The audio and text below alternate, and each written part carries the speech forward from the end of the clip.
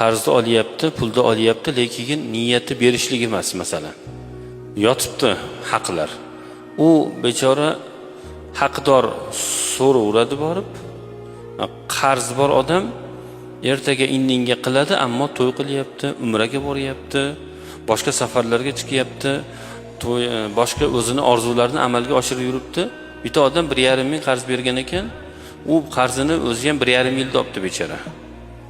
Ungacha u odam umralarga borib katta-katta to'ylarni ham o'tkazib bo'libdi haligi haq qarz tomon. U shunaqa darajada mas'uliyatni his qilmaydi-da, masalan. Endi uni o'lib qolsa-chi degan savolni inson o'ziga berish kerak avvalo.